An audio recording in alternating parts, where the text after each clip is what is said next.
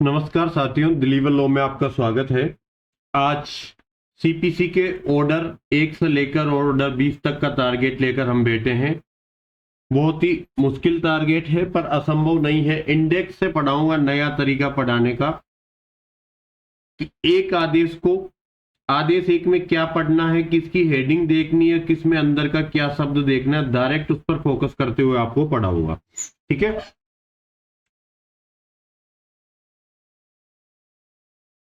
तो सबसे पहले ऑर्डर 1 का रूल 1 की हेडिंग सफिशिएंट है। वादियों के रूप में कौन संयोजित किया जा सकता है, अंदर से पढ़ने की जरूरत नहीं है। पृथक विचारण का आदेश देने की मत दो। प्रतिवादियों के रूप में कौन संयोजित कर सकते हैं, ये 3 में दे रखा है। हेडिंग देख लेना, 3 ए पढ़ने की जरूरत नहीं है, 4 ए को मत पढ़ना। 5 में औपचारिक पक्षकार को ऐड किया जाता है। यहां लिख दो कि औपचारिक पक्षकार, जिसको फॉर्मल पार्टी बोला जाता है, उसको ऐड करते हैं। और किसके रूप में? प्रतिवादी के रूप में। फॉर्मल पक्षकार को प्रतिवादी के रूप में। एक मिनट रुकना, थोड़ा सा लिखने का सेटअप नहीं बैठ रहा। हाँ, प्रतिवादी के रूप में।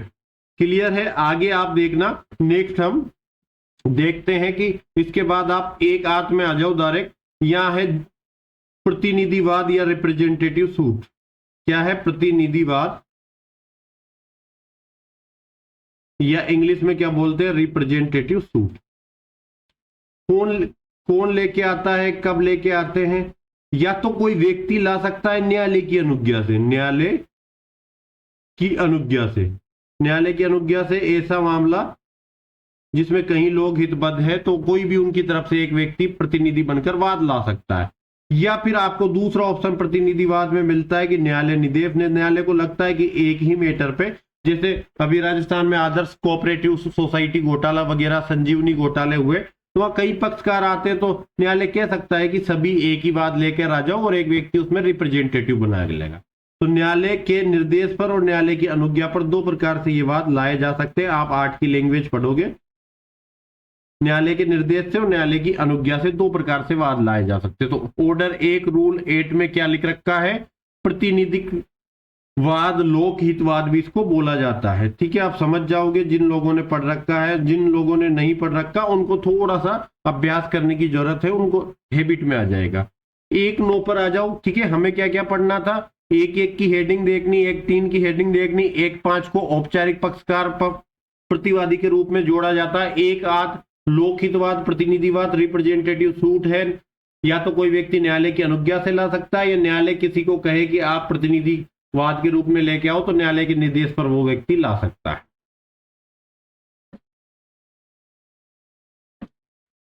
1-9 पक्षकारों का कुसंयोजन असंयोजन क्या होता है? देखो, पहले कुसंयोजन को समझना। कुसंयोजन होता क्या है? कि कोई गलत व्यक्ति ऐड हो गया, ऐसा युग्म बना जिसमें कोई गलत व्यक्ति ऐड हो गया। कु मतलब होता बुरा व्यक्ति, तो कु मतलब बुरा या गलत व्यक्ति ऐड हो गया, वो कुसंयोजन है। असंयोजन है कि कोई व्यक्ति था जिसको ऐड करना था और आपने उसको ऐड नहीं किया, तो वो असंयोजित रह गया, उसको जोड़ नहीं सके, वो असंयोजन हो गया। तो पक्षकारों के कुसंयोजन और असंयोजन के कारण वाद विफल नहीं होता। तो पक्षकारों का कुसंयोजन असंयोजन से क्या होगा? वाद विफल नहीं होगा। अच्छा, जो पढ़ा रहा हूं ना, इससे बाहर क्वेश्चन नहीं जाएगा, चाहे मैं इंडेक्स से पढ़ाऊं चाहे मैं अंदर जाके पढ़ाऊं। जितना कह दिया उतना पढ़ लीजिए, यहां से बाहर क्वेश्चन नहीं जाएगा। तो पक्षकारों के कुसंयोजन और असंयोजन से वाद विफल नहीं होगा।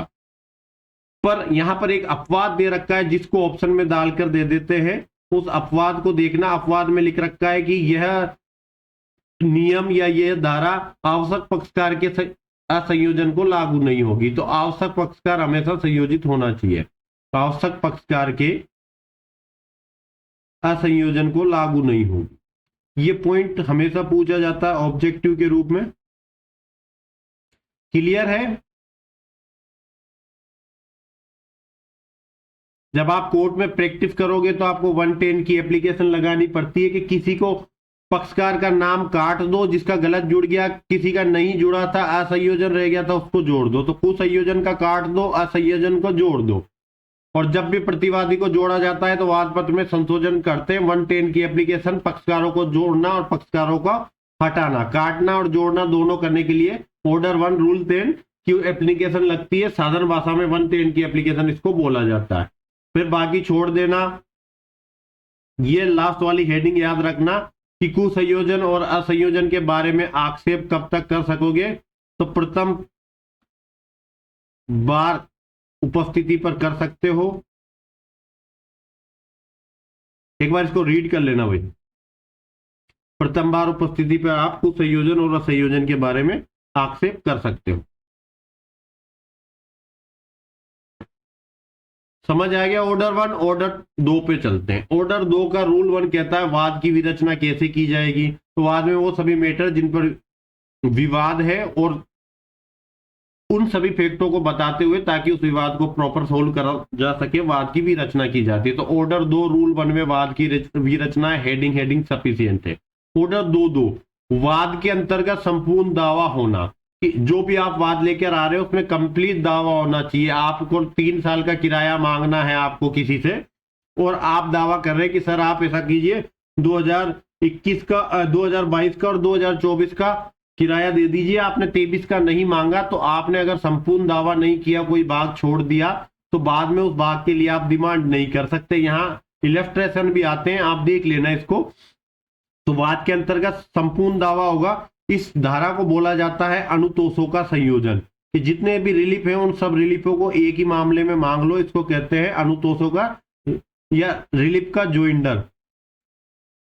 ठीक है, अनुतोषों का संयोजन। और ये आदेशात्मक प्रावधान है। अगर आपने ऐसा नहीं किया तो आपके बाकी दावे खारिज हो जाएंगे, अगर आपने नहीं मांगे और बाद में मांगते हो। तो आदेशात्मक प्रावधान है। पर आप न्यायालय की अनुज्ञा से कोई भाग को त्याग कर सकते हैं। जैसे कोई न्यायालय की अधिकारिता में नहीं आ रहा था, उससे ज्यादा जा रहा था, आप न्यायालय से कह सकते हैं कि सर आपकी अधिकारिता में मामला लाने के लिए ये भाग छोड़ना चाहता हूं, न्यायालय अनुज्ञा देता है तो छोड़ दो। तो ये ऑर्डर 2 रूल 2 को देख के जाना। 2-3 वाद हेतुकों का संयोजन है। हेडिंग बनेगी ऑर्डर 2 रूल 3 में वाद हेतुकों का संयोजन है। 2-4 स्थावर संपत्ति के प्रत्युदरण के बाद में केवल खुद वादों का संयोजित किया जाना। 3 पॉइंट होंगे इसके अंदर, रीड आउट करना उन तीनों पॉइंट को। वहां से ऑब्जेक्टिव क्वेश्चन बनेगा। अगर लैंग्वेज से बनाएंगे तो डिफिकल्ट लेवल का पेपर बनता है। तो बाकी संभावना नहीं है। बाकी छोड़ देना, ये भी छोड़ देना। इसकी हेडिंग देख लेना कि वाद हेतुकों के कुसंयोजन के बारे में आक्षेप कब किया जाएगा, किस स्तर तक किया जाएगा। ठीक है, 2-7 को थोड़ा रीड करके जाना। रीड क्या, 2 ही लाइनें हैं, आप आराम से कर लोगे। क्लियर है, आगे बढ़े। ऑर्डर 3। ऑर्डर 3 की हेडिंग बहुत इंपॉर्टेंट है कि मान्यता प्राप्त अभिकर्ता और प्लीडर के बारे में कहां बता रखा, ऑर्डर 3 में। और इसका सबसे ज्यादा जो पूछा जाने वाला रूल है, मान्यता प्राप्त अभिकर्ता कहां है, प्लीडर कहां है। तो ऑर्डर 3 रूल 2 में यह है, ऑर्डर 3 रूल 4 में प्लीडर है। तो 2 में मान्यता प्राप्त अभिकर्ता और 4 में प्लीडर। क्लियर है, बाकी आप छोड़ सकते हो, यहां से क्वेश्चन बनने की संभावना आरजेएस प्री में बिल्कुल नहीं है।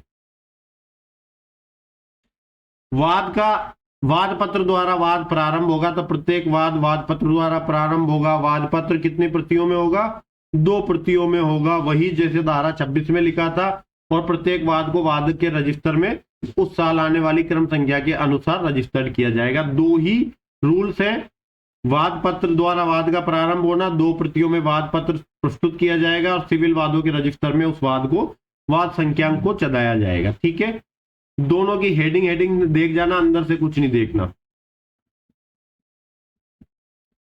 ऑर्डर 5 काफी बड़ा ऑर्डर है, लगभग इसमें मेरे हिसाब से 30 नियम होने चाहिए। कम ज्यादा 1-2 हो तो देख लेना, एडजस्ट कर लेना भाई। ऑर्डर 5 रूल 1 कहता है कि जब भी आप समन निकाल रहे हो तो समन निकालने से 30 दिन में सामने वाला व्यक्ति उपस्थित होगा। तो जब वाद पत्र आया, आपने प्रतिवादी के नाम समन निकाला, तो प्रतिवादी समन की तामील से 30 दिन में उपस्थित होगा। तो 30 दिन में उपस्थित होगा, कौन उपस्थित होगा, प्रतिवादी। देखो मेरी बात को सुनना भी सही और लिखना भी, साथ में नोट भी करते जाना। आप डायरेक्ट खोलो आराम से, मेरी वो इसको स्लो चला दो। ठीक है, जैसा स्पीड बढ़ाने का आता है, कम करने का भी आता है, आप अच्छी तरह से समझ जाओगे। तो समन की तामील से 30 दिन के अंदर उपस्थित होने और दावे का उत्तर देने के लिए लिखित कथन प्रस्तुत करने के लिए यह समन निकाला जाता है। तो उपस्थित होने के लिए दावे का उत्तर किससे देंगे? लिखित कथन से। तो ये प्रस्तुत करने के लिए क्या निकाला जाता है? समन। पर कोर्ट चाहे तो 90 दिन का भी टाइम दे सकता है। ठीक है, 30 दिन तो देगा ही देगा। 30 दिन के अलावा अगर कोई आवश्यक कारण प्रतीत होते हैं तो कोर्ट 90 दिन का टाइम दे देगा। ऐसा ऑर्डर 5 रूल 1 में लिख रहा है। 5.2 में समन के साथ हमेशा वाद पत्र की प्रति होगी। तो 5.2 में क्या लिख रहा है कि समन के साथ अटैच करके भेजेंगे वाद पत्र। बस इतनी सी बात खत्म।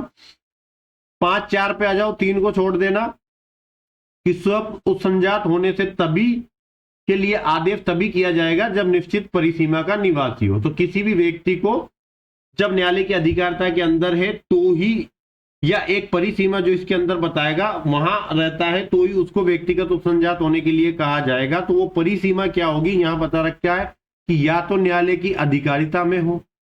किसमें हो? जिस न्यायालय ने समन किया उसकी अधिकारिता में रहता हो। अधिकारिता में नहीं रहता तो उस न्यायालय से 50 मील से कम में रहता है, और 50 मील से कम में भी नहीं रहता तो 200 मील से कम में रहता है। और ऐसे 200 मील का 5/6 कोई वाहन से, जो रेल हो सकता है, बस हो सकती है, उनके द्वारा तय किया जा सकता है। तो 200 मीटर का 5/6 भाग अगर किसी साधन से तय कर सकते हैं तभी बुलाएंगे। अगर 200 मीटर से ज्यादा है तो नहीं बुलाया जाएगा। 50 मीटर से ज्यादा है, कोई साधन नहीं है, नहीं बुलाया जाएगा। तो ये रूल्स, ये ऑर्डर 5 रूल 4 में दे रखा है कि कब सब संजात होने का आदेश दिया जाएगा, जब इन तीनों के अंदर आता है, अन्यथा उसको पर्सनल अपीयरेंस के लिए ऑर्डर नहीं दिया जाएगा। 5.5 समन किन पर्पज के लिए निकालते हैं? एक तो इश्यू को फ्रेम करने के लिए, कि विवादों के स्थिरीकरण के लिए, एक अंतिम निपटारे के लिए, और एक और आगे चलकर बताएगा कि लिखित कथन के लिए यहां पर समन निकाल रखा था। तो 3 चीजें हो गई, एक तो विवादों का स्थिरीकरण हो गया, अंतिम निपटारा हो गया, तीसरा लिखित कथन। तो समन 3 चीजों के लिए निकालते हैं, या तो लिखित कथन प्रस्तुत करने के लिए, या विवादों का स्थिरीकरण के लिए, या अंतिम निपटारे के लिए। लघुवाद न्यायालय के हर वाद में समन निकाला जाता है, वो अंतिम निपटारे के लिए निकाला जाता है। तो अंतिम निपटारे के लिए पहला समन कौन निकालता है? डायरेक्ट लघुवाद न्यायालय। समझ गए? आगे चलो, 6 को, 7 को, 8 को छोड़ दो, 9 पे आ जाओ। ऑर्डर 5 रोल 9 बात करता है उपधारित तामील की। इसको बोलते हैं उपधारित तामील। उपधारित तामील क्या होती है कि न्यायालय किसी को समन का परिधान करता है और वो व्यक्ति समन के अनुपालन में, उसके पास समन पहुंच गया था, प्रॉपर चेक कर लिया, तो ये मान ली जाती है कि उस पर समन की तामील होगी थी। इसका जब आप रूल 9 का सब क्लोज 5 पढ़ोगे, वहां उपधारित तामील की बात की गई है। ठीक है, उस क्लोज को बोलते हैं उपधारित तामील। समन भेजेंगे किसके द्वारा, ये भी इसमें एक मेंशन कर रखा है। तो या तो हाईकोर्ट बता देगा, या डिस्ट्रिक्ट जज कुरियर एजेंसी का एक पैनल बनाएगा, उस कुरियर एजेंसी के द्वारा समन भेजे जाते हैं सिविल मामलों में।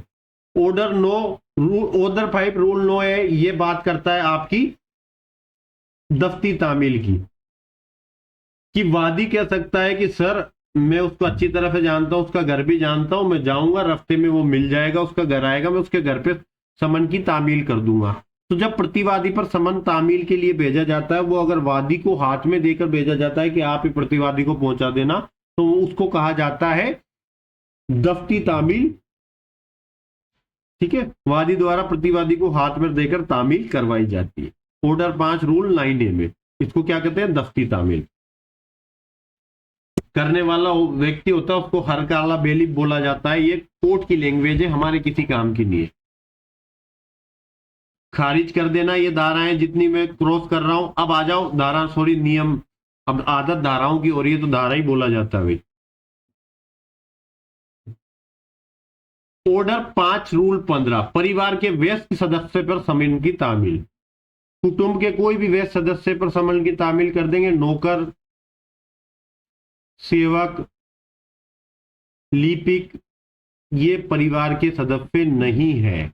और यहां कुटुंब का वह सदस्य है। क्रिमिनल मामलों में आप पुरुष शब्द और पाएंगे, तो कुटुंब के किसी वयस्क पुरुष सदस्य पे ये तो लिखा हुआ है सीआरपीसी में, और यहां लिख रहा है कुटुंब के वयस्क सदस्य पे। अंतर कर लेना सीआरपीसी और सीपीसी में क्या क्या अंतर है बोलने में।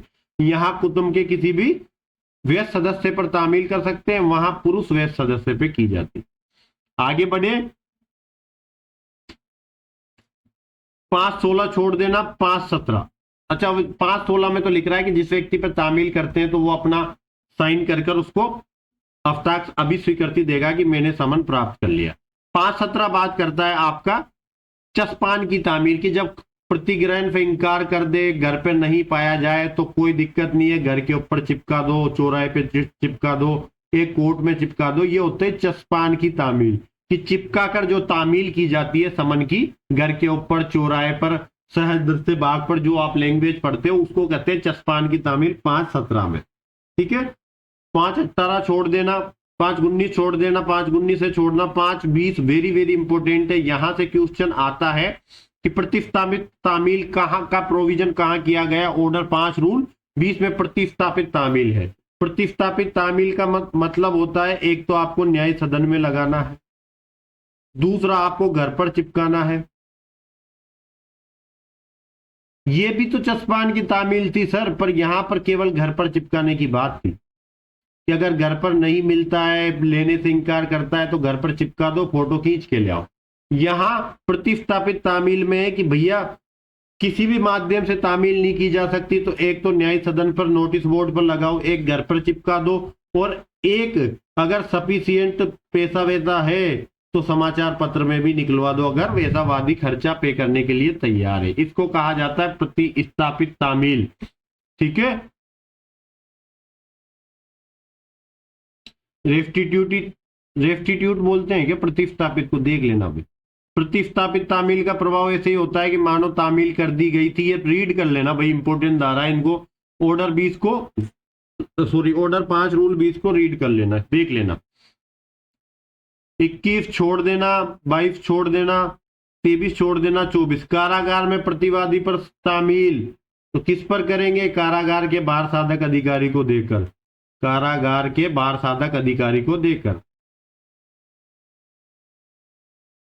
मतलब जेलर साहब को दे।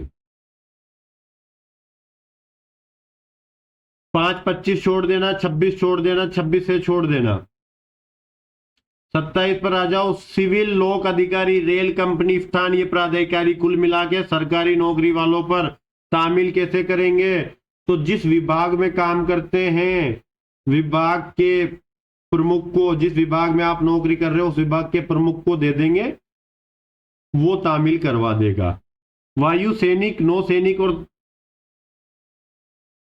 वायु सैनिक, नौसैनिक और सैनिकों पर तामील कमांड ऑफिसर को, कमांड ऑफिसर को समन देकर, बस एक एक शब्दों में जो कह दिया उतना ही पढ़ लेना। कमांड ऑफिसर पर समन की तामील करवा के वो अपने बटालियन के सदस्यों को अपने आप तामील करवाकर आपको भेज देगा। 5-30 ये सम्मानीय व्यक्तियों के लिए समन के बदले में पत्र निकाला जाता है कि कुछ लोगों के घर पे, जैसे राज्यपाल के घर पे पुलिस समन लेकर तामील कराने जाएगी, राज्यपाल की बेइज्जती होगी। राज्यपाल समझते हो, नहीं समझते, गवर्नर। ठीक है, तो माननीय गवर्नर महोदय की बेइज्जती ना हो, इसके लिए यहाँ समन के बदले में पत्र भेजा जाता है। ये केवल सम्मानीय व्यक्तियों के लिए है, जिसका सम्मान होता है। हमारे जैसों के लिए ये कोई प्रोविजन नहीं है।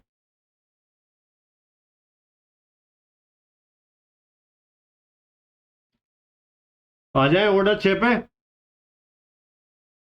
एक बार चेक कर लेते हैं भाई प्रॉपर रिकॉर्डिंग ऑन चल रही है नहीं चल रही है। Okay done.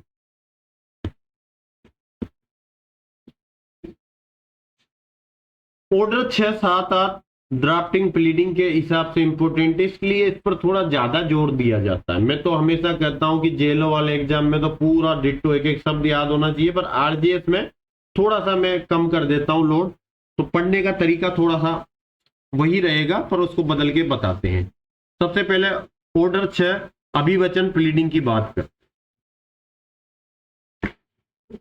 अभिवचन से क्या तात्पर्य है? अभिवचन से तात्पर्य है वाद पत्र या लिखित कथन। बड़ा एक हास्यात्मक बात बताऊंगा। 2018 में मैं प्रोटेक्शन ऑफिसर का एक एग्जाम दे रहा था, संरक्षण अधिकारी डीवी एक्ट में। वहां ये क्वेश्चन आया था और 2018 में मैं लॉ के फील्ड में बहुत नया व्यक्ति था। प्लीडिंग से क्या तात्पर्य है? अभिवचन नहीं लिखा हुआ था। प्लीडिंग होती है वहां वाद पत्र या लिखित कथन था, मौखिक लिखित होती है। तब मैं लॉ के फील्ड में नया था, मैंने मौखिक या लिखित को अटेंड किया था और उस भर्ती में मैंने सिलेक्शन प्राप्त किया था। फाइनल सिलेक्शन के लेवल पे मैं 1 नंबर से चूका था और वो क्वेश्चन 2 नंबर का था। तो जब भी मैं अभिवचन का तात्पर्य देखता हूं कि अभिवचन से वाद पत्र या लिखित कथन होता है, तो मुझे अपना 2018 का वो एग्जाम याद आ जाता है जो प्रोटेक्शन ऑफिसर में मैंने डॉक्यूमेंट वेरिफिकेशन कराए, अंतिम रूप से सिलेक्शन नहीं ले सका।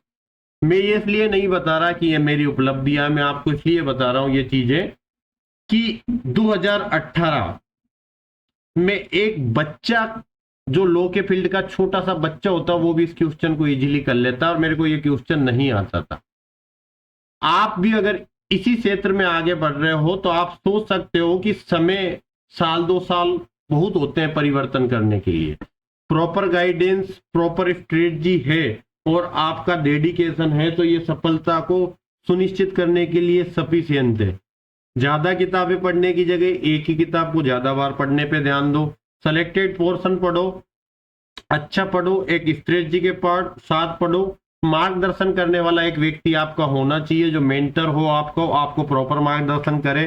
ठीक है, आप देखते हो कि क्यों आईएएस टीना दाबी की बहन रिया डाबी वापस आईएएस बन जाती, तो एक बहन आईएएस है, उसकी बहन आईएएस क्यों बन जाती है? क्योंकि उसको पता है कि क्या पढ़ाना है मुझे मेरी बहन को, वो सीधा गाइडेंस करती है। यही चीज होती है कि एक सफल असफल व्यक्ति, सफल से ज्यादा असफल व्यक्ति नॉलेज रखता है कि किस प्रकार की गलतियां करने से आदमी फेल होता है, कौन सी गलतियां नहीं करनी चाहिए ताकि पास हो सके। तो सफल असफल व्यक्ति दोनों अनुभव रखते हैं अपने अपने क्षेत्र का, पर असफल व्यक्ति ज्यादा नॉलेज रखता है, मुझे ऐसा प्रतीत होता है हमेशा।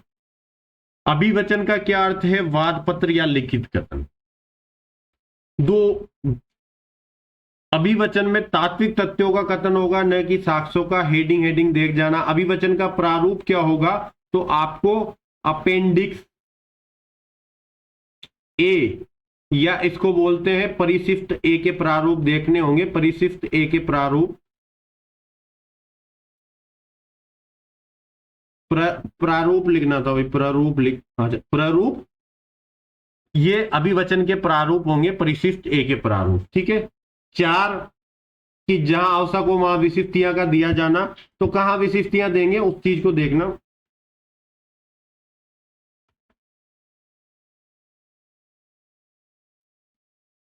एक तो आप दोगे विशिष्टियां दुर्व्यपदेशन में।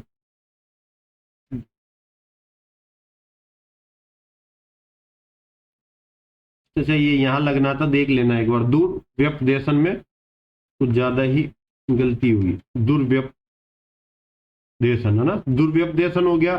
कपट में आपको विशिष्टियां देनी पड़ेगी, न्यास भंग में देनी पड़ेगी। हालांकि इतना डेप्थ नहीं आएगा, मैं तो बोल देता हूं। जानबूझकर व्यतिक्रम, असम्यक असर, इनमें विशिष्टियां देनी पड़ती है। 6 पूर्वभाव्य शर्त है। उसके बाद आप 6-7 में फेर बदल कर सकते हो। अभिवचन में संविदा का प्रत्याज्ञान छोड़ देना, ये भी छोड़ देना सारे। यहां 6-12 की हेडिंग याद रखना कि ऑर्डर 6 रूल 12 में क्या लिख रहा है? विवक्षित संविदा। और 6-13 विधि की उपधारणाएं, हेडिंग याद रखना। 6 अभिवचन को हस्ताक्षरित कौन करेगा? यहां से एक क्वेश्चन आता है, अभिवचन कौन हस्ताक्षरित करेगा? तो पक्षकार या उसकी तरफ से प्राधिकृत व्यक्ति या उसका प्राधिकृत व्यक्ति,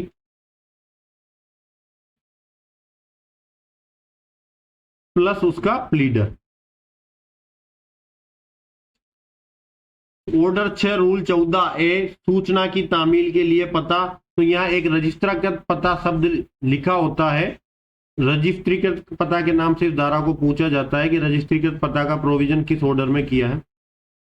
तो जब आप वाद पत्र संस्थित करते हो तो वहां आपको अपना एक पता देना होता है, उसको रजिस्ट्रीकृत पता कहा जाता है। वो पता आपका वाद डिस्पोज हो जाने से 2 वर्ष तक मान्य होता है, कि वाद चल रहा है जब भी मान्य होगा, और वाद डिस्पोज होने से 2 वर्ष तक मान्य होगा, है ना। ये अंतिम निपटारे से ये हर चीज लिखी नहीं जा सकती, इसलिए मैं आपको डायरेक्ट बता रहा हूं। 6.15 अभिवचन का सत्यापन, तो पेरा वाइज करेगा, और अभिवचन का सत्यापन हमेशा पक्षकार करता है। अभिवचन पर साइन तो पक्षकार और प्लीडर दोनों करते हैं, पर अभिवचन का सत्यापन हमेशा पक्षकार द्वारा किया जाता है, पेरा वाइज करते हैं। और अभिवचन के सत्यापन में एक शपथ पत्र भी लगाता है, ठीक है। तो पक्षकार द्वारा साथ में शपथ पत्र भी लगाएगा। जो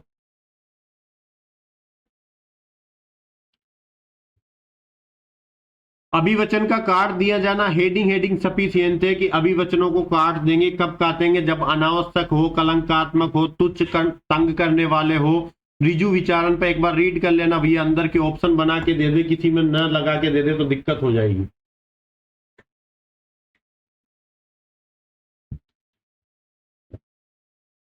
ठीक है भैया, 6.16 को एक बार रीड कर लेना, इसमें 5-6 पॉइंट है, सारों को देख जाना ताकि ऑप्शन में दे, नहीं तो आप कॉलर पकड़ते भी देरी नहीं करोगे, वैसे ही मेरे पे खार खा के बैठे हुए हो। 6.17 very very very very important लगा लेना, अगर कोई क्वेश्चन इस ऑर्डर से आएगा, और पहला क्वेश्चन अगर कोई आना है तो 6.17 ही आएगा, कि अभिवचनों में संशोधन करने का प्रोविजन कहाँ है? ऑर्डर 6 रूल 17, अभिवचनों में संशोधन कब तक कर सकते हो? आदेश से 14 दिन के अंदर, आदेश से 14 दिन के अंदर अभिवचनों में संशोधन किया जा सकता है। आगे बढ़े, समझ में आ गया? ये भाई निर्देशात्मक प्रावधान है, या विवेकात्मक बोल दो या निर्देशात्मक बोल दो, कि ये न्यायालय का विवेक है कि वो संशोधन करने की अनुमति दे या नहीं दे। ऑर्डर 7 वाद पत्र के बारे में बात करता, वाद पत्र में क्या क्या अंतर्विष्ट की जाने वाली विशिष्टियां क्या होगी, तो यहाँ 9 विशिष्टियां आपको बता रखी है जो वाद पत्र में अंतर्विष्ट करनी होती है, ठीक है। धन के वादों में छोड़ देना, ये छोड़ देना। ऑर्डर 7 रूल 6 बड़ा इंपॉर्टेंट है, मैं इसलिए बता रहा हूं कि कई जगह आपको प्रॉब्लम बना के मेंस में फंसाता है, कि अगर कहीं एक व्यक्ति था जिसको कोई वाद पेश करना था, वाद पेश करने की 30 दिन परिसीमा थी, और वह पहले ही दिन, परिसीमा प्रारंभ होने के पहले ही दिन कोर्ट में जाता है, रास्ते में एक्सीडेंट हो जाता है, 50 दिन कोमा में रहता है, उसका परिसीमा निकल गया, वो वाद पत्र संस्थित करना चाहता है, क्या कर सकेगा? क्या वहां पर आप कर देते हो कि कर सकेगा, तो प्रोविजन पूछेगा, नहीं कर सकेगा तो क्यों नहीं कर सकेगा। तो आप जब लिमिटेशन का सेक्शन 5 पढ़ते हो तो वहां पर अपील और आवेदन से छूट के आधार है, पर वाद में अगर लिमिटेशन से छूट देगा तो ऑर्डर 7 रूल 6 में ही दे सकता है, कि व्यक्ति कोमा में था 50 दिन, इसलिए इसको 30 दिन दिए जाए कि ये वापस अपना वाद संस्थित कर सके। बाकी ये कोई काम की धारा नहीं, मेंस के पर्पज से काम की धारा है। ऑर्डर 7 रूल लो, वाद पत्र ग्रहण करने पर क्या प्रक्रिया होगी? तो वाद पत्र ग्रहण करने पर 7 डे के अंदर वाद पत्र की प्रतियां पेश करेगा वादी, प्लस समन की फीस। वाद पत्र ग्रहण करने से 7 दिन के अंदर वाद पत्र की प्रतियां और समन की फीस जमा करने के लिए किसको बोला जाएगा? वादी को। जो बातें बोल रहा हूं वो एक बार आप धारा पे जाके, ऑर्डर रूल पे जाके पढ़ लेना, आप इंडेक्स से मत पढ़ना, मेरा पढ़ाने का तरीका इंडेक्स का है, आप पलटते जाना कि मैंने किस ऑर्डर से कि किस रूल से क्या बात बोली है, उसको एक बार रीड करना, ठीक है। मेरा बोलना के साथ आपकी लैंग्वेज पढ़ना, दोनों में थोड़ा अंतर होना चाहिए, कि आप लैंग्वेज पढ़ोगे शांत मन से पढ़ोगे, अच्छी तरह से पढ़ोगे। हो सकता है कि जैसे मैंने यहाँ नहीं बोला कि वाद पत्र ग्रहण करने से 7 दिन के अंदर, अब आपको वाद पत्र ग्रहण करने ऑप्शन में दे दे कि वाद पत्र ग्रहण करने से 7 दिन के अंदर, वाद पत्र दाखिल करने से 7 दिन के अंदर, तो आप कंफ्यूज हो जाओगे। इसलिए अंदर जाके पढ़ना कि यहाँ 7 दिन की लिमिटेशन बताइए, तो वो कब से प्रारंभ हो रही है। क्लियर है?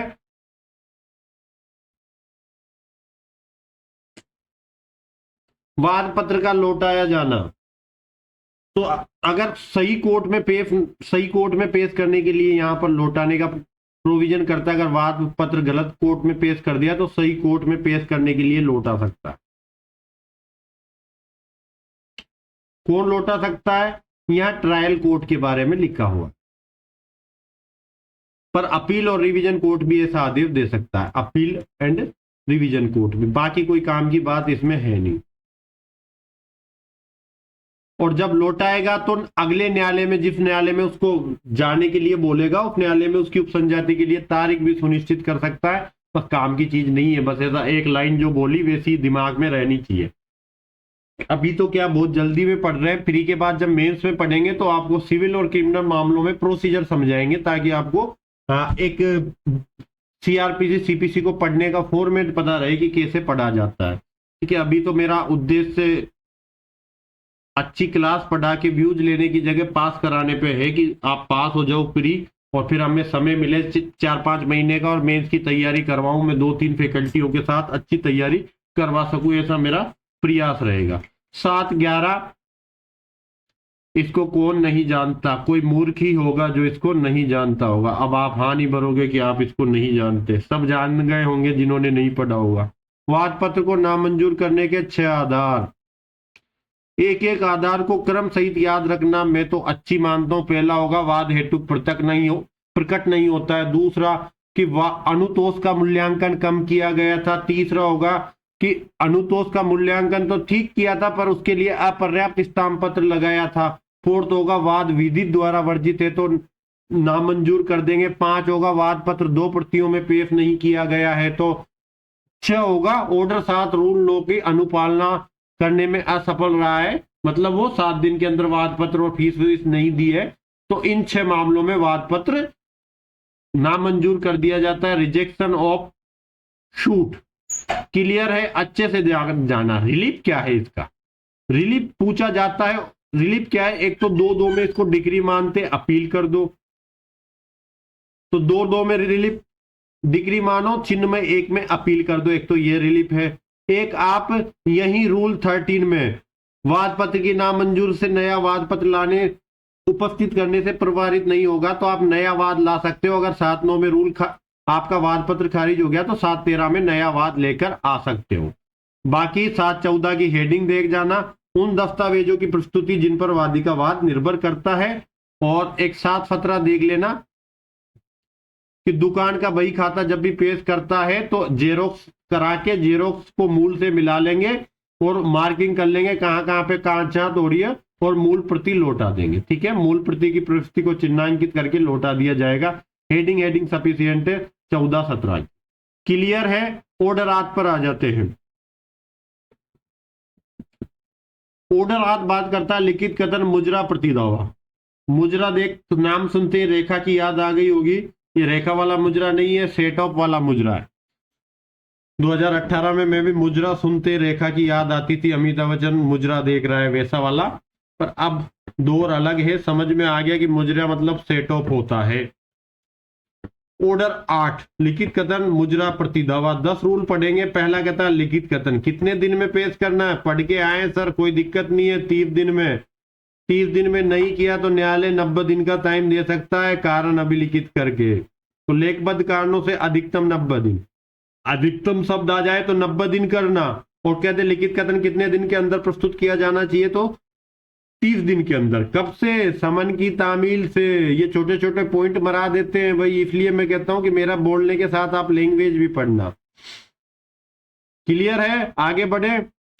8.5 पे आ जाओ। विनिर्दिष्ट प्रत्याख्यान होना चाहिए कि स्पेशल डिनाइड करो। मैंने आपसे कहा आपने पढ़ा, आपने वो पढ़ा कि नहीं सर? मैंने पूछा आपने ऑर्डर 5 पढ़ा कि नहीं सर?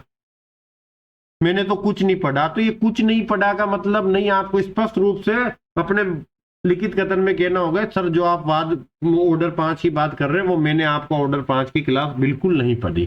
तो स्पेशल डिनाई करना होगा, अन्यथा अभिवचन के रूल के अनुसार उसको स्वीकार मान लिया जाएगा। Order 8 rule 6। ऑर्डर 8 रूल 6 ये सेट ऑफ की बात करता है। मुजरा, मुजरा क्या होता है? सुनना, मुजरा क्या होता है? अच्छा, 8.5 में एक बात और बताना भूल गया कि ये निर्योग्यता दीन व्यक्ति पर यह लागू नहीं होगी। प्रत्याख्यान की बात निर्योग्यता दीन व्यक्ति पर लागू नहीं होगी।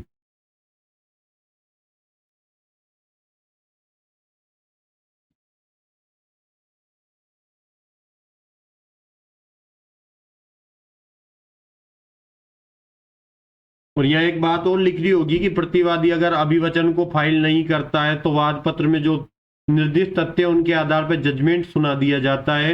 ये ऑर्डर 8 रूल 5 में है। अब 8.6 मुजरा सेट ऑफ होता क्या है कि धन की वसूली का वाद हो। पहली चीज मुजरा को देखते हैं कि पहला तो धन की वसूली का वाद हो, रिकवरी, मनी रिकवरी का शूट है। दूसरी बात, न्यायालय की धन संबंधित अधिकारिता के अंतर्गत रहना चाहिए। न्यायालय की धन संबंधित अधिकारिता के अंतर्गत वाद हो तो न्यायालय की धन संबंधित अधिकारिता से अनधिक धन के लिए की वसूली का वाद, अधिकारिता से अनधिक धन की वसूली का वाद के लिए हो। जिस राशि की आप वसूली करवाना चाहते हो वो पहले से डिसाइड हो, अभिनिश्चित राशि हो। इसको तीसरे पॉइंट को बोला जाता है अभिनिश्चित राशि।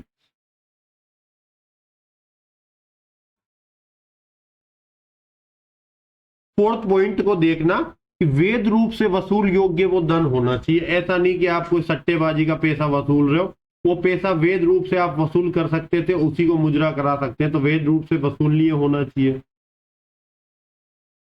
और पक्षकारों की हैसियत वही होनी चाहिए जो वाद में उनकी है। ऐसा नहीं हो कि आप प्रतिभू से वसूल रहे हो, वाद में जो वादी प्रतिवादी है तो वो एक दूसरे से उसी, अगर वो वाद लेकर आता तो जो हैसियत उनकी वाद में होती, जो नया लेकर आता, वैसी हैसियत आज की है। तो वहां अगर पक्षकार वैसी विधिक हैसियत रखते हैं तो उन्हीं मामलों में सेट ऑफ किया जा सकता है। तो जैसे मैं किसी व्यक्ति का आपके 1,000 रुपए मांगता था, पर आपने कहा ठीक है आपके 1,000 रुपए की डिग्री तो आपने प्राप्त कर ली, पर हम भी 500 रुपए मांगते थे, हमारे पास आपका 500 रुपए का चेक रखा हुआ है, आपने इस डेट का भर के दिया था कि अगर मैं नहीं चुका पाऊं तो ये चेक लगा देना। तो आप हमारे 1,000, आप जो 1,000 रुपए मांगते हो उसमें से हमारे ये 500 रुपए सेट ऑफ कर दो, मुजरा कर दो। ये होता है मुजरा। ऑर्डर 8 रूल्स है, वेरी इंपॉर्टेंट। ये है प्रतिदावा। ऑर्डर 8 रूल 6A प्रतिदावा की बात करता है। प्रतिदावा होता क्या, काउंटर क्लेम इंग्लिश में बोला जाता है। तो सब कुछ वैसा कि वैसा ही होता है, पर यहां थोड़ा सा डिफरेंस है कि न्यायालय की अधिकारिता का यहाँ कोई इशू नहीं है। धन की वसूली का वाद होना भी वह कंपलसरी नहीं है, राशि ज्यादा भी हो सकती है, जिसके लिए आप अलग से सूट लेके आ सकते थे और उसको आप किसी वाद में सेट ऑफ करना चाहते हो तो प्रतिदावे के रूप में, काउंटर क्लेम के रूप में कर सकते हो, है ना। और इसको एक बार रीड कर लेना भाई। हालांकि हेडिंग से क्वेश्चन बनेगा, फिर भी आप रीड कर लो, रिस्क नहीं लेना किसी चीज का, अगर 2-5 मिनट में काम हो रहा है तो। 6D वाद बंद कर दिया। अगर कोई मामले में प्रतिदावा किया गया था और वाद वापस ले लेता है वादी, तो वहां प्रतिदावा चलेगा। प्रतिदावा अलग वाद के रूप में चलेगा और प्रतिदावा को का निर्णय किया जा सकेगा। तो अगर वादी ने वाद वापस ले लिया और उस वाद में प्रतिदावा किया गया था तो प्रतिदावा पृथक वाद के रूप में काम करता है। ऑर्डर 8 रूल लो, ये छोड़ देना बीच का जो भी कचरा है, मैं जिन जिन को पढ़ा रहा हूं उन पर ध्यान देना। पश्चातवर्ती अभिकथन। ऑर्डर 8 रूल लो क्या बात करता है, पश्चातवर्ती अभिकथन, सबसिक्वेंट प्लीडिंग्स बोलते हैं। तो लिखित कथन फाइल कर दिया, जैसे सबसे पहले वाद पत्र फाइल हुआ, उसके जवाब में लिखित कथन फाइल कर दिया। तो लिखित कथन फाइल करने के बाद अगर कोई भी किसी प्रकार का अभिवचन पेश करना चाहता है, चाहे वाद पत्र या लिखित कथन, अतिरिक्त वाद पत्र में कोई तथ्य ऐड करना चाहता है लिखित कथन में, तो न्यायालय की अनुमति से ही करेगा। किससे करेगा, पश्चातवर्ती अभिकथन न्यायालय की अनुमति से। और न्यायालय अगर अपेक्षा करता है तो 30 दिन के अंदर आपको ऐसे कथन पेश करने होंगे, 30 दिन के अंदर। तो न्यायालय की अनुमति फिर 30 दिन के अंदर, और हेडिंग, 3 बातें यहां से देखने योग्य है। ऑर्डर 9 रूल 2, पहला छोड़ देना कि यदि समन की तामील में खर्चे देने में वादी असफल रहा तो वहां वाद खारिज कर देंगे। कि जो 7-9 में वाद पत्र और समन के खर्चे देने थे, समन के खर्चे देने में असफल रहा तो वाद खारिज कर दिया जाएगा। ठीक है, ऐसा एक क्वेश्चन 300 से बना के पूछा था मैंने अभी टेस्ट में, कितना बढ़िया और कितना अल्ट्रा लेवल का क्वेश्चन था, आप सभी को मालूम होगा, कितने लोग कर पाए। ऑर्डर नो रूल 3 कि जहां दोनों पक्षकार उपस्थित नहीं होते हैं, तो ये कहता पक्षकार प्रेजेंस हुआ या नो एपियंस हुआ, नॉन एपियंस हुआ, तो उसका रिजल्ट क्या होगा। तो जहां दोनों ही पक्षकार नहीं हुए तो वाद खारिज हो जाएगा, और ऐसे खारिज वाद के लिए नया वाद लेकर आ सकता है। तो यहां पर कह रहा है कि 2 और 3 के अंदर जो वाद खारिज हुआ, यहां इनके लिए नया वाद लाने का प्रोविजन 4 में कर रखा है कि अगर खर्चे देने में असफल रहा, वाद खारिज हो गया, नया वाद ले आओ, रूल 4 अलाउ करता है। दोनों ही पक्षकार उपस्थित नहीं हुए, वाद खारिज हो गया, नया वाद लेकर आ जाओ। फिर 6 पर आ जाओ, 6 में केवल वाद ही प्रेजेंस नहीं हुआ, जो वाद लेकर आया वही प्रेजेंस नहीं हुआ, सॉरी 6 में केवल वादी प्रेजेंस हुआ, प्रतिवादी नहीं प्रेजेंस हुआ, तो वादी उपसंजात होता है केवल, मतलब प्रतिवादी नहीं हुआ। तो प्रतिवादी नहीं हुआ तो क्या प्रभाव होगा, तो चेक करेंगे कि क्या समन की तामील सम्यक रूप से हो गई थी तो 1% डिसाइड कर दो, नहीं हुई थी तो वापस तामील का ऑर्डर कर देंगे। और तामील तो हो गई थी पर उसको टाइम नहीं मिला था लिखित कथन फाइल करने का, तो सम्यक रूप से टाइम, उसको अतिरिक्त टाइम दे दिया जाएगा यहां पर। और इन सब के बाद भी लगता है कि वादी ने सब कुछ अच्छे से कर दिया था, अतिरिक्त टाइम भी दे दिया, फिर भी प्रतिवादी उपस्थित नहीं हुआ, तो यहां पर भी क्या हो जाएगा, वाद पत्र खारिज। और यहां वाद पत्र खारिज हो गया तो आप नया वाद लेकर नहीं आ सकते। अच्छा 9-5 भी भूल गया था, 9-5 में यहां 7 दिन लिख लेना, जहां के जब वादी समन तामील के बिना लौटने के पश्चात 7 दिन के अंदर नए समन की तामील, 1 माह को हटा देना, 7 दिन है यहाँ, तो जब वादी समन तामील के लिए भेजे थे और ऐसे समन बिना तामील के लौट आए तो दोबारा नए समन जारी करने के लिए 7 दिन के अंदर आवेदन नहीं करता है, तो वहां भी 9-5 में वाद खारिज कर दिया जाएगा। क्लियर है?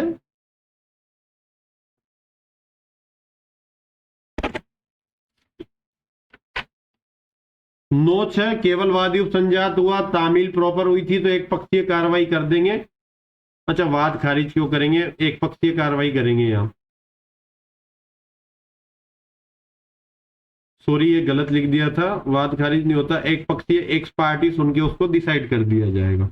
ऑर्डर नो रूल 8 जहां केवल प्रतिवादी उपसंजात हुआ, वादी नहीं हुआ, तो जो वाद लेके आया था वाद पत्र पेश करने के बाद गायब हो गया, प्रेजेंस नहीं हुआ, और प्रतिवादी आ गया कि साहब बोलो क्या काम है, कोर्ट कहता है कि जो जिसको काम था वो तो आया ही नहीं, तो वहां वाद खारिज कर देंगे। क्या हो जाएगा यहाँ, वाद खारिज, और ऐसा वाद खारिज पर नया वाद नहीं लेके आ जा, व्यतिक्रम के आधार पर खारिज वाद नए वाद का वर्जन करती है। ऑर्डर नो रूल लो अतिरिक्त वाद का वर्जन करती है। अतिरिक्त वाद का वर्जन कहाँ है, सेक्शन 12 में है, याद।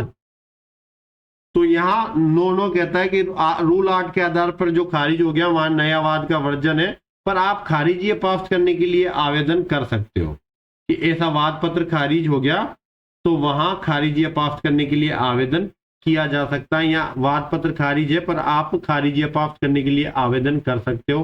पढ़ लेना एक बार नो को, ठीक है। उसके बाद आप 9-13 को पढ़ना, बहुत इंपॉर्टेंट है, वेरी इंपॉर्टेंट लगाना कि एक पक्षीय डिग्री को अपाफ्ट कराने के लिए आवेदन कहां किया जाता है, 9-13 में, जब प्रतिवादी के विरुद्ध एक पक्षीय डिग्री पारित हो जाती है, जैसा ऑर्डर नो रूल 6 में हो रही थी, तो वहां प्रतिवादी आकर उस डिग्री को अपाफ्ट करवा सकता है। पर कितने दिन के अंदर करवाएगा, यहाँ एक लिमिटेशन दे रखी होगी 30 दिन के अंदर, इस 30 दिन के अंदर वाली लिमिटेशन को ध्यान रखना।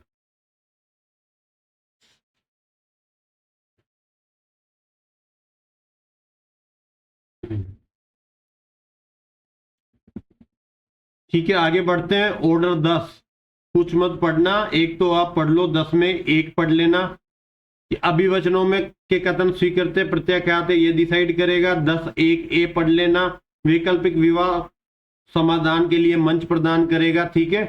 तो यहां एडीआर के लिए मंच प्रदान करेगा, स्टेज प्रदान करेगा ताकि समझौता हो जाए। उसके अलावा आप ऑर्डर 10(4) प्लीडर उत्तर देने से प्लीडर का इंकार और उत्तर देने से असमर्थता का क्या परिणाम होगा, तो ये न्यायालय स्वयं पक्षकार को 7 दिन के अंदर, अगर उसका प्लीडर कोई क्वेश्चन न्यायालय के क्वेश्चनों का जवाब देने में, जो न्यायालय ने परीक्षा की, उनका उत्तर देने में असफल रहा, तो वहां 7 दिन के अंदर पक्षकार को उपस्थित होने के लिए आदेश करेगा। 7 दिन के अंदर पक्षकार को उपस्थित होने के लिए आदेश किया जाएगा। ठीक है, बोल दिया तो लिख लेना, न्यायालय स्वयं पक्षकार को 7 दिन के अंदर उपसंजात होने के लिए आदेश करेगा। ऑर्डर 10 रूल 4 में ऐसा लिखा है। ठीक है, बस इतना ही था, इसमें और ज्यादा हमें कुछ नहीं पढ़ना।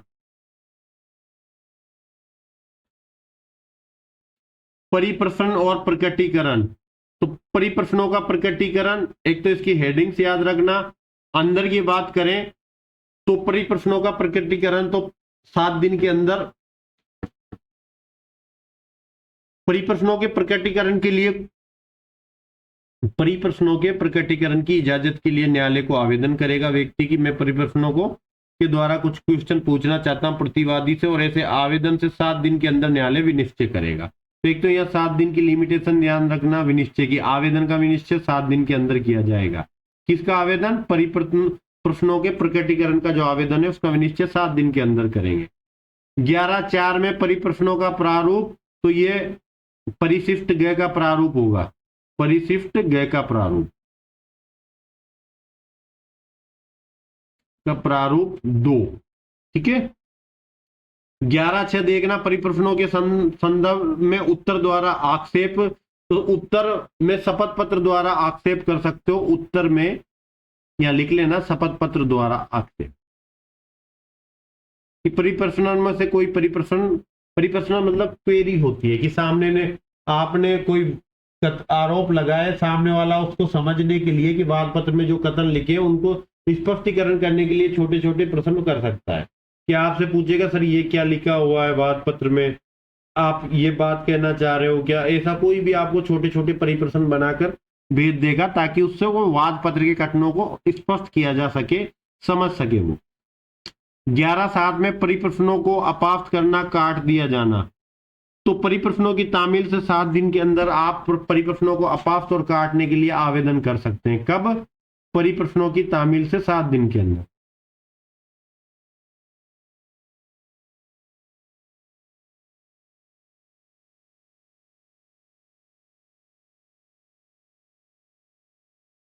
क्लियर है?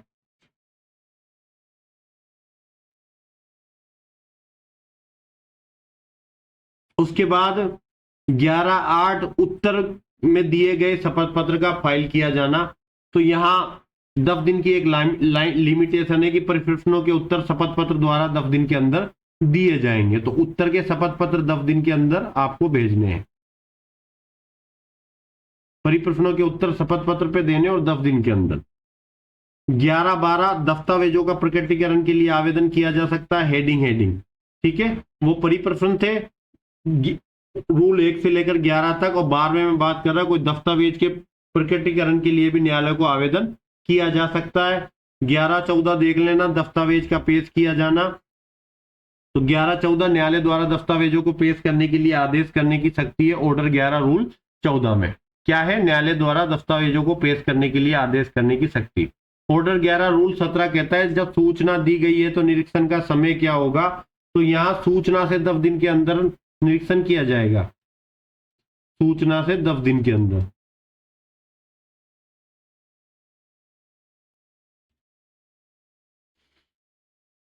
फिर आप डायरेक्ट 21 में आना, प्रकटीकरण के आदेश का अनुपालन कर दिया। ये थोड़ा सा इस ऑर्डर से अगर कोई पहला क्वेश्चन बनता है तो या तो रूल 1 से बनेगा या रूल 21 से। तो प्रकटीकरण के आदेश का अनुपालन किया, तो अगर वादी ने किया है तो उसका वाद पत्र खारिज कर दिया जाएगा, नया वाद लाने नहीं दिया जाएगा।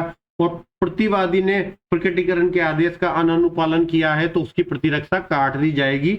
ये इसके अनुपालन का प्रभाव होता है। 11(23) की आदेश अवयस्कों को भी लागू होगा। तो अवयस्क और निर्योग्यताधीन व्यक्तियों को भी यह आदेश लागू होता है। 12 स्वीकृतियों की बात करता है। पैर में बहुत ज्यादा दर्द है, पढ़ाने में बहुत दिक्कत आ रही है, मैं तो ऑर्डर 15 तक ही करा के छोड़ूंगा, लंबा नहीं खींच पाएंगे।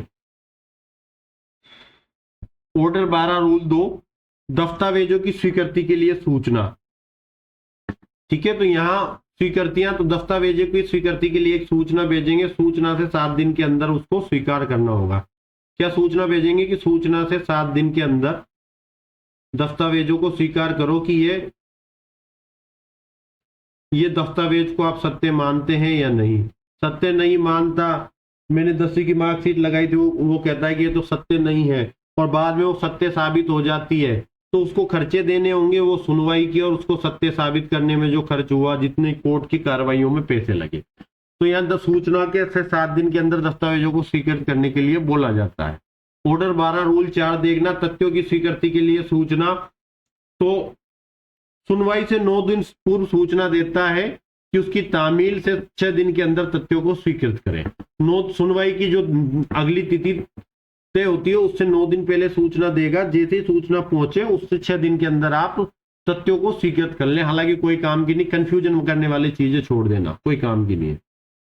6 पर आ जाओ, स्वीकृतियों पर निर्णय। ऑर्डर 12 रूल 6 कि अगर सारे ही मामले स्वीकृत हो गए, जो वाद पत्र में कथन थे वो स्वीकार कर लिए गए, तो निर्णय सुना देगा कोर्ट कि पक्षकार के आवेदन पर या न्यायालय को स्वप्रेरणा से लगता है कि ऐसी स्वीकृतियों पर ही आदेश या निर्णय किया जा सकता है, तो न्यायालय आदेश या निर्णय कर सकेगा।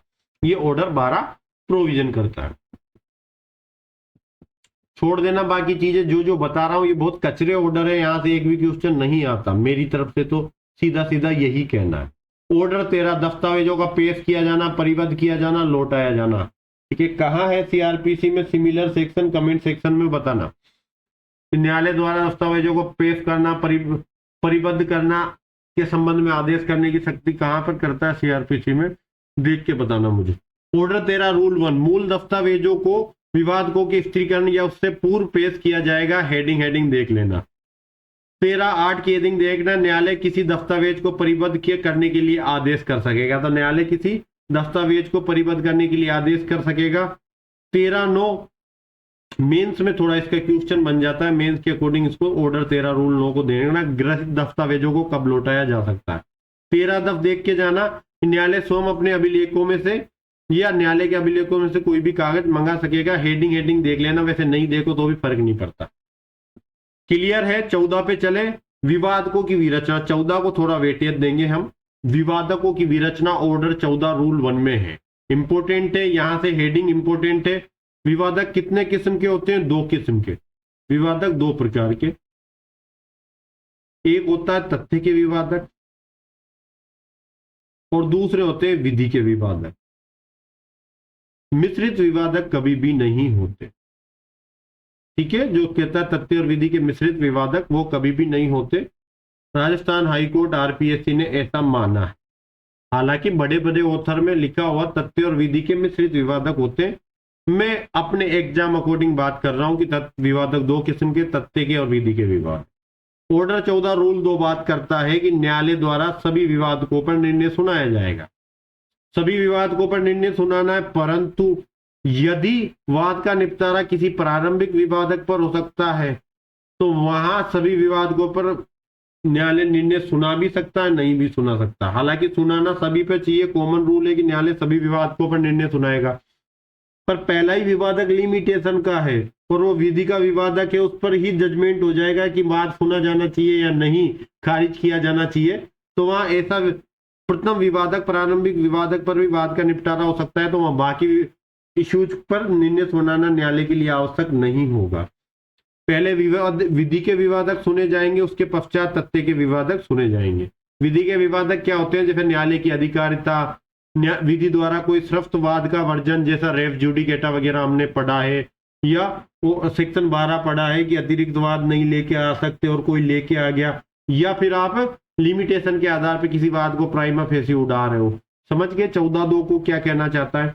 14.6 देखना, तथ्य के और विधि के प्रश्न करार द्वारा विवादकों के रूप में कथित किए जा सकेंगे। तो तथ्य और विधि के प्रश्न विवादक के रूप में करार के द्वारा दर्शाए जा सकेंगे। कहां पर दर्शाते हैं? फ्रेंडली सूट कहां पढ़ा था?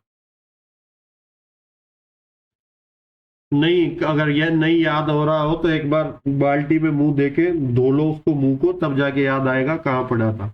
कल ही पढ़ा था और मैंने शुरुआत ही कल की यहीं से की थी, फ्रेंडली सूट से। प्रथम सुनवाई में वाद का निपटारा कब किया जा सकेगा? तो पक्षकार के विधि और तथ्य के किसी प्रश्न पर अगर विवाद नहीं है तो प्रथम सुनवाई में वाद का निपटारा कर दो, बाकी अंदर मत देखना। हेडिंग इंपोर्टेंट है इस रूल की। चलो 16 से भी रिस्क लेते हैं। जब फैसला कर लिया है उड़ान का तो फिर क्यों कद देखना आसमान का? ऐसा कुछ होता है क्या? होता होगा जब भी बोला है।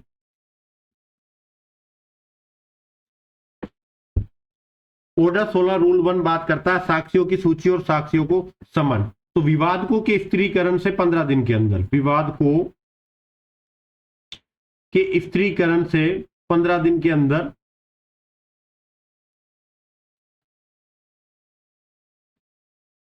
साक्ष्यों की सूची पेश की जाएगी और साक्ष्यों की सूची से 5 दिन के अंदर समन के लिए आवेदन करेंगे। सूची से 5 दिन के अंदर समन के लिए आवेदन करेंगे। समझते जाना, जो जो चीज है ये सब इसमें लिखी हुई है रूल 1 में। रूल 4 पे आ जाना। जहां अपर्याप्त राशि पाई जाती है वहां, तो जहां न्यायालय को लगता है कि साक्ष्यों के व्यय के लिए किसी पक्षकार ने अपर्याप्त राशि जमा करवाई है तो अतिरिक्त राशि जमा कराने के लिए आदेश कर सकेगा, अन्यथा राशि उसकी जंगम संपत्ति की कुर्की और विक्रय द्वारा वसूली जा सकती है। देख लेना, जंगम संपत्ति की कुर्की और विक्रय द्वारा वसूली जा सकती है। या फिर उसको लगता है कि नहीं वसूलना तो साक्ष्यों को उन्मोचित कर सकेगा, या उन्मोचन का प्रावधान है, साक्ष्यों को उन्मोचित कर सकेगा। ऑर्डर 16 के में रूल 10 पे आ जाओ डायरेक्ट। रूल 10 बात करता है जहां साक्षी समन के अनुपालन में असफल रहता है उपस्थित होने में, तो ये बात करता है कि नहीं होता उपस्थित तो 500 रुपए का जुर्माना लगा दो। कितने का? 500 रुपए का जुर्माना लगा दो। मैंने कहा था एक जगह पर कि ये कन्फ्लिक्ट करता है किसी सेक्शन के साथ, conflict with section 32 of CPC. वहां क्या लिख रहा है? 5000 का जुर्माना। सेक्शन 32 याद आ गया, 4th पॉइंट 5000 से अधिक का जुर्माना लगा सकेगा। वहां भी बताया था कि ऑर्डर 16 रूल 12 में 500 रुपए का जुर्माना लग रहा है अगर कोई व्यक्ति समन के अनुपालन में उपस्थित होने में असफल रहता है। तो जहां धारा और नियम में विवाद है तो धारा को अधिमान्यता दी जाती है, धारा प्रभावी होती है, 5000 तक का जुर्माना लगा सकते हैं। क्लियर है? आगे बढ़े 16-19 पे आ जाओ। 16-19 कहता साक्षी अगर निश्चित परिसीमा के अंदर ही है तभी उसको स्वयं हाजिर होने के लिए आदिष्ट किया जाएगा, बुलाया जाएगा। अगर निश्चित परिसीमा में नहीं है तो नहीं बुलाएंगे। परिसीमा क्या? वही जो हम पढ़कर आए थे, कहां? सेक्शन ऑर्डर 5 के रूल 5 में पढ़कर आए थे। एक तो अधिकारिता थी, दूसरी थी वहां 50 मील लिख रहा था, यहां 100 किलोमीटर है, या फिर 500 किलोमीटर दूर रहता है पर 500 किलोमीटर का 5/6 भाग यातायात साधन से तय किया जा सकता है, तो वहां बुला लेंगे। पर 500 किलोमीटर से ज्यादा है तो नहीं बुलाएंगे। और अगर कोई 2000 किलोमीटर है और कोई कह रहा मैं एरोप्लेन का टिकट दे दूंगा, बुला लो, कोई इशू नहीं है। बात सुविधा के ऊपर है। कोई एरोप्लेन का टिकट दे रहा है तो अमेरिका से विजय माल्या को भी बुला लेंगे। ठीक है ना? भारत बड़ा अच्छा देश है, मुझे बहुत पसंद आता है। विजय माल्या 13,000 करोड़ खा के भाग गया देश के, पर उसकी टीम अभी भी आईपीएल में खेल रही है, किंगफिशर की बियर बिक रही है, कंपनियां चल रही है। क्यों ना पैसा वसूलो, कंपनियों को बेचकर ले रहे हैं उससे 100-200 करोड़ रुपए हर साल ले लेते हैं और चल रही है प्रोसीजर, कभी माफ कर देंगे। ऐसा ही होता भारत। कोई बात नहीं, हमें दुखी नहीं होना। हमारा विजय माल्या देश का नागरिक है, बड़े लोग प्रेम करते हैं उसकी बियर से और उसकी टीम से, बाकी से नहीं। अच्छा, विजय माल्या से किसी को प्रेम नहीं है, उसकी बियर से बहुत प्रेम है, और उसकी रॉयल चैलेंजर्स बेंगलोर विराट कोहली की टीम है उससे भी बड़ा प्रेम है लोगों को। 16-20 को और देख लेना भाई। बकवास तो चलती रहेगी कि न्यायालय में बुलाए जाने पर साक्ष्य देने से इनकार करता है तो पक्षकार द्वारा साक्ष्य देने से इनकार किया जाता है, या उस समय उसके कब्जे या शक्ति में कोई दस्तावेज था उसको पेश करने के लिए न्यायालय कहता है और वो पेश करने से इनकार करता है, तो उसके विरुद्ध निर्णय सुना देगा। क्या परिणाम होगा? उसके विरुद्ध निर्णय सुना दिया जाएगा जो भी मना करता है। तो ये न्यायालय की पावर है। 16A जैसा आपने पढ़ा था 266 से लेकर 271 तक सीआरपीसी में सेम प्रोविजन है, तो क्या मुझे इसके अंदर जाना चाहिए? नहीं जाना चाहिए। पर यहां से एक क्वेश्चन पूछता है, ऑर्डर 16A रूल 7, इस साक्षी की परीक्षा के लिए कमीशन कहाँ निकाला जाता है? तो कारागार में साक्षी की परीक्षा के लिए कमीशन निकालते हैं। सीआरपीसी में तो ये निकालते हैं आपके 271 के अंदर, और यहां निकालते हैं ऑर्डर 16A रूल 7 के अंदर। क्लियर? आगे बढ़े। स्थगन, पोस्टपोन, तो न्यायालय समय दे सकेगा, सुनवाई स्थगित कर सकेगा। तो न्यायालय एक बार में एक पक्षकार को वाद की सुनवाई के दौरान एक वाद में लिख लो इसको, एक वाद में एक पक्षकार को 3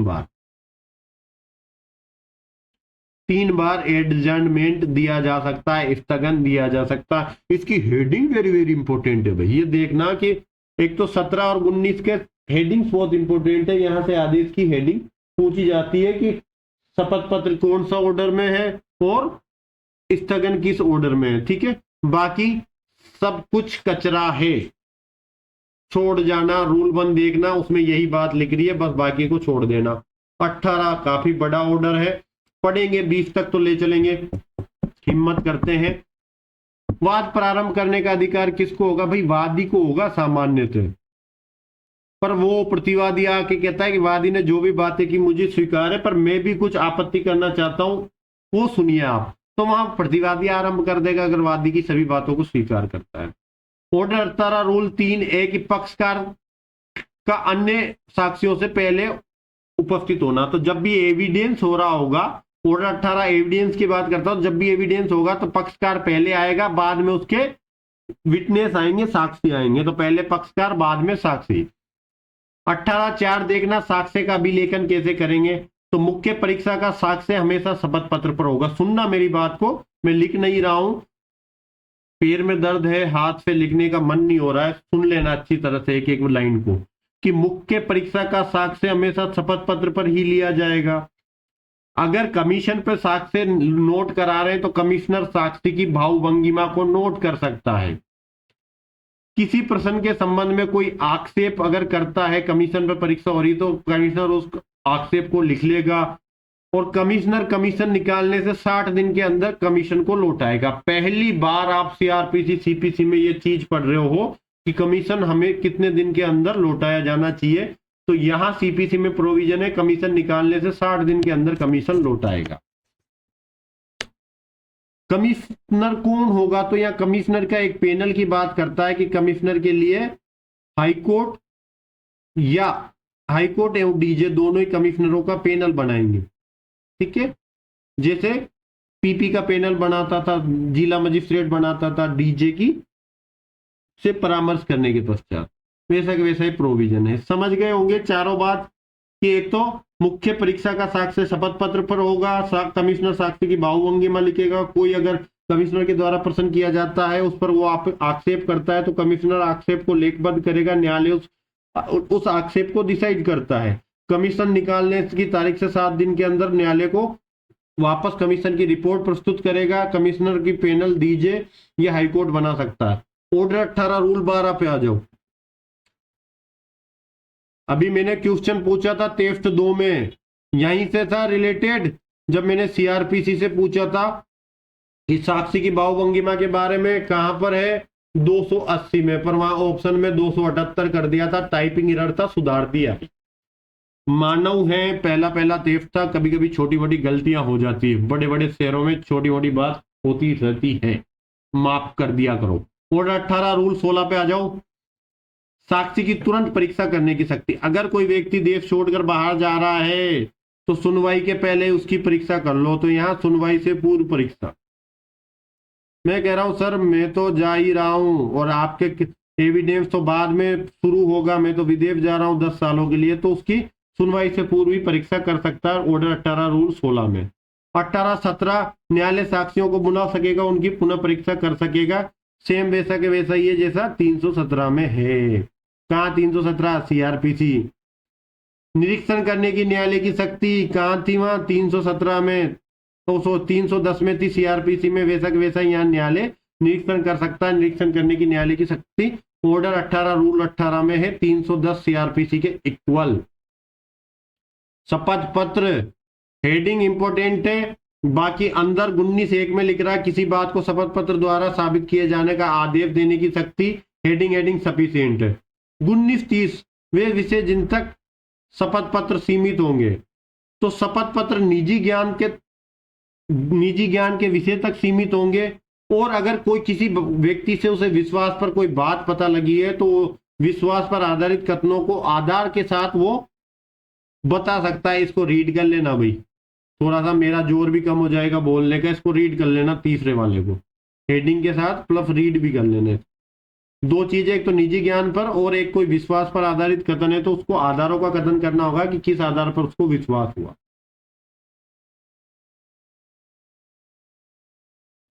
बीस से कल पढ़ेंगे भाई, यहां लिख देते हैं कल। एक आध दिन एक्स्ट्रा लग जाए कोई दिक्कत नहीं है। अच्छे से पढ़ा, बहुत अच्छे से समझ में आया होगा। इतना ही पढ़ना, ज्यादा एनर्जी वेस्ट मत करना। Thank you so much all of you.